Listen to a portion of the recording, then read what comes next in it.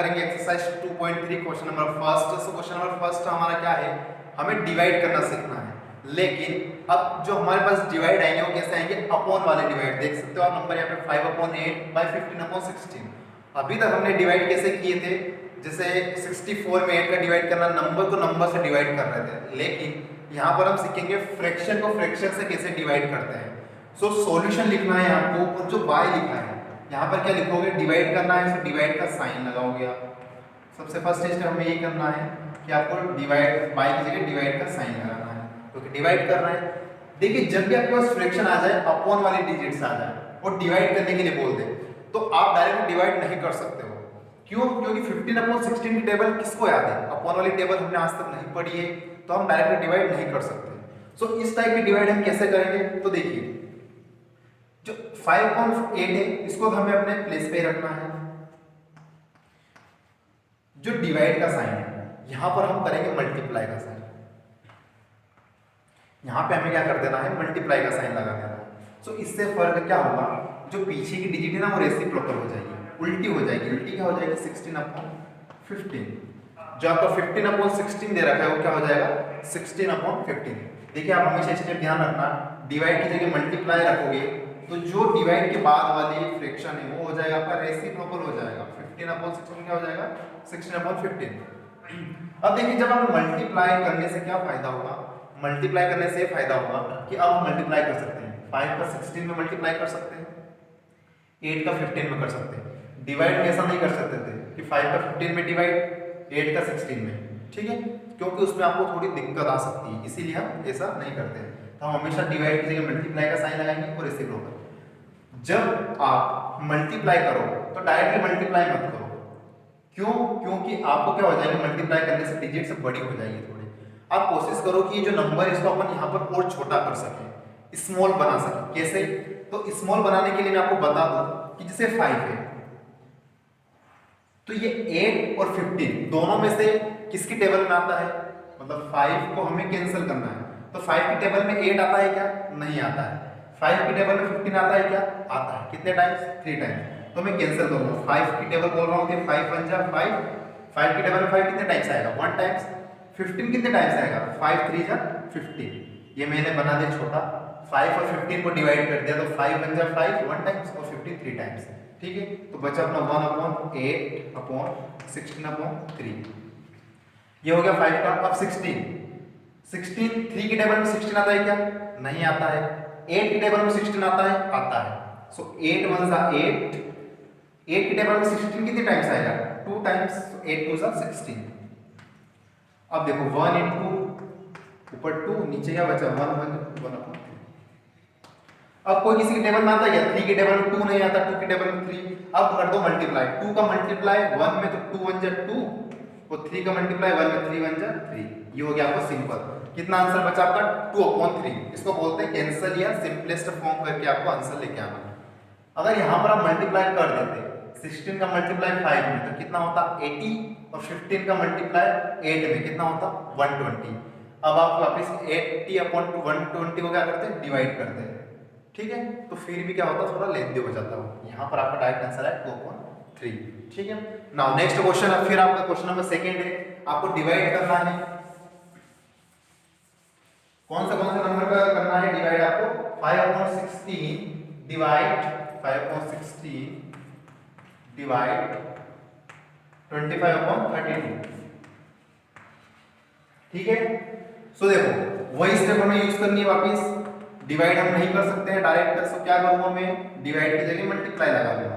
Multiply जैसे ही करता हूं मैं, तो जो डिवाइड के बाद वाला फ्रैक्शन है वो क्या हो जाएगा आपका, रेसिप्रोकल।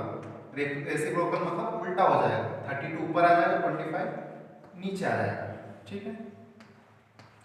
फिर वही स्टेप देखो, 5 की टेबल में 16 आता है, नहीं। 25 आता है क्या, हाँ आता है।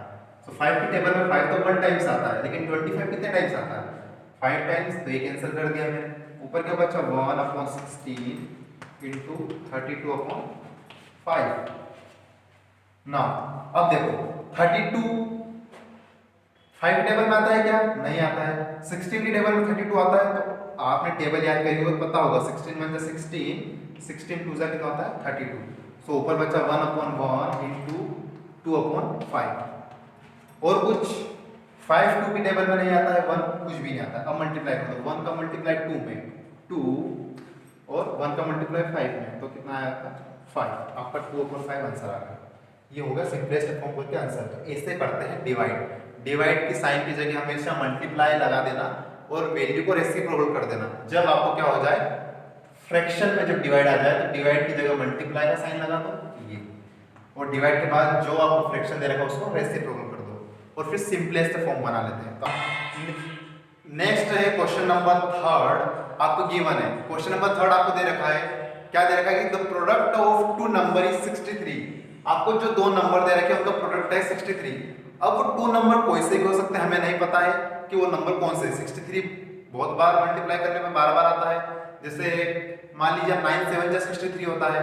सो ऐसे तो हमें पता नहीं है कि वो 63 टू नंबर्स कौन से हैं। सो प्रोडक्ट दे रखा है आपको कितना 63 गिवन है। If one of them is two integer 1/4। अब इसमें से आपको एक नंबर गिवन दे रखा है, क्या दे रखा है 2 इंटीजर 1/4। ये नंबर आपको एक गिवन दे रखा है, आपको बोला क्या है then find the other number. तो आपको जो दूसरा वाला नंबर है वो हमें फाइंड करना है। सो गिवन क्या दे रखा है, वन नंबर 2 इंटीजर 1/4 ये गिवन है। देन अदर नंबर क्या हो जाएगा, तो अदर नंबर नहीं दे रखा है तो हम लेट कर लेंगे x। हमें नहीं पता है तो जब भी हमें पता नहीं होता तो हम लेट कर लेते हैं। हमेशा आप ध्यान रखना, जब भी मैथ्स का क्वेश्चन सोल्व करो जो भी हमें फाइंड करना रहता है वो हमेशा लेट किया जाता है अकॉर्डिंग टू क्वेश्चन, ठीक है।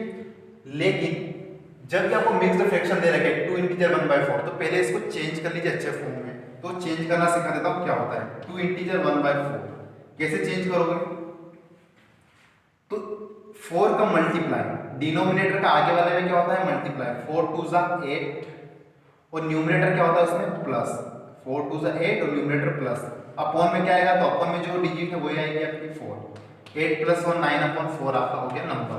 तो इसकी जगह आपको लिख लेना है क्या 9/4। तो दूसरा नंबर तो आपने 1 से लेट किया ही, ठीक है। सो ये 9/4 है 2 इंटीजर 1/4।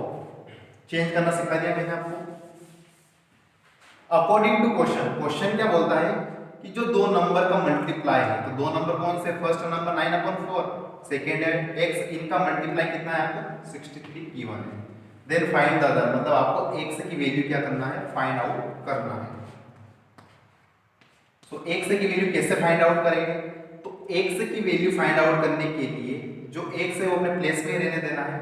जो x के साथ रहते हैं ना उनको हम इक्वल टू के उधर पहुंचा देते हैं, क्योंकि सिर्फ x की वैल्यू निकालना है तो सिर्फ अकेले को x को इधर रखना है, बाकी सभी को उठा के उधर फेंक देना है।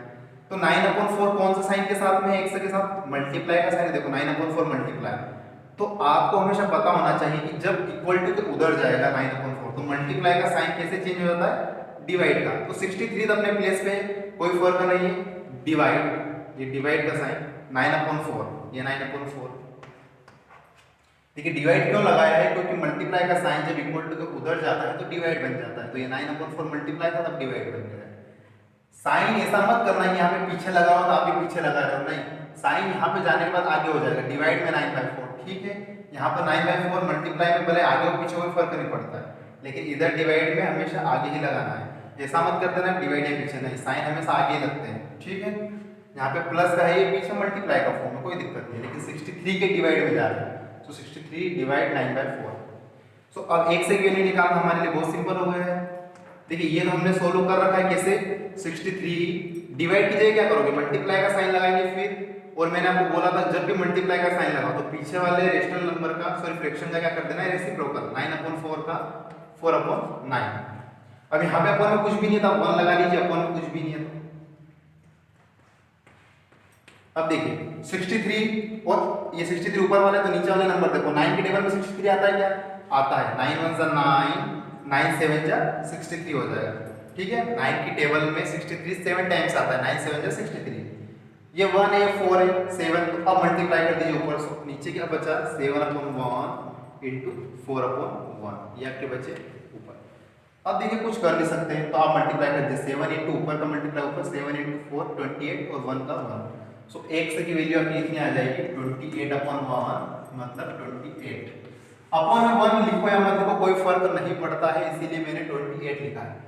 हर एक नंबर के नीचे 1 होता है, लेकिन हम उसे लिखते नहीं क्योंकि 1 लिखने से कोई फर्क नहीं पड़ता है क्वेश्चन में। आप चाहो तो 1 से 1 लिख दो या मत लिखो, कोई फर्क नहीं पड़ेगा, ठीक है।